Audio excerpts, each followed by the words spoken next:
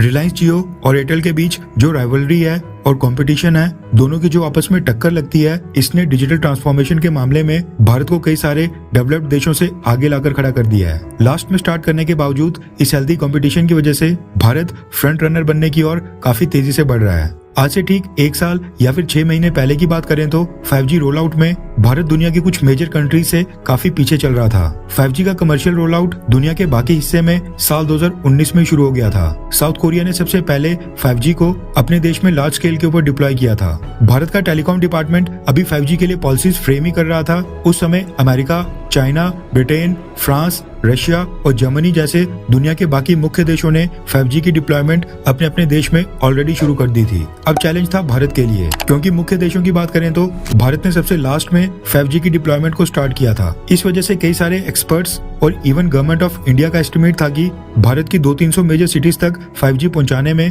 भारत की telecom companies को अभी कम से कम भी 2 से 3 साल तक का समय लग जाएगा। मगर जब 5G को पैन इंडिया डिप्लॉय करने के लिए रिलायंस जियो और एयरटेल के बीच जो रेस लगी, दोनों के बीच फर्स्ट आने का कंपटीशन स्टार्ट हुआ, उसने दुनिया के कई सारे रिकॉर्ड बेहद कम समय के अंदर तोड़ दिए हैं। मसला ये है कि भारत के टेलीकॉम सेक्टर की 2 मेजर जायंट जियो और एयरटेल, इनमें से जो कंपनी 5G रोल आउट करने में देरी करती, उसका कस्टमर बेस काफी कम हो जाता। जियो के पास इस समय 43 करोड़ सब्सक्राइबर्स हैं, यानी 43 करोड़ लोग जियो का भारत में नेटवर्क यूज करते हैं। वहीं पर एयरटेल की बात करें तो 37 करोड़ भारतीय लोग एयरटेल का नेटवर्क यूज करते हैं। दोनों कंपनीज के बीच नेक टू नेक कंपटीशन है। भारत में लोगों के पास 5G फोन्स आज से तकरीबन 3-4 साल पहले ही आ चुके थे।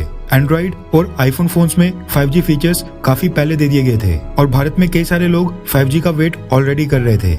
ऐसे में जो कंपनी सबसे पहले भारत में 5G रोल आउट करती, सबसे ज्यादा कस्टमर्स उसी को मिलते। बस इसी कारण से एयरटेल और रिलायंस जियो ने स्पेक्ट्रम एलोकेशन होते ही बहुत ही तेजी से 5G रोल आउट करना शुरू कर दिया और पिछले सारे रिकॉर्ड्स अब तोड़ दिए हैं। रेफरेंस के लिए आपकी स्क्रीन के ऊपर द इकोनॉमिक टाइम्स के आर्टिकल का स्क्रीनशॉट है, जिसके मुताबिक गवर्नमेंट ऑफिशियल ने बताया कि 5G रोल आउट के लिए भारतीय सरकार ने जो अगले 3 साल के लिए टारगेट्स रखे थे, उनको भारत की टेलीकॉम कंपनीज ने 6 महीने में ही पूरा कर दिया है। दरअसल भारत के डिपार्टमेंट ऑफ टेलीकॉम के एडिशनल सेक्रेटरी वीएल कांथाराव सर ने एक इवेंट में ये जानकारी दी है कि जब 5G रोल आउट के लिए स्पेक्ट्रम एलोकेट किए जा रहे थे, उस समय टेलीकॉम कंपनीज को मिनिमम ऑब्लिगेशन दी गई थी।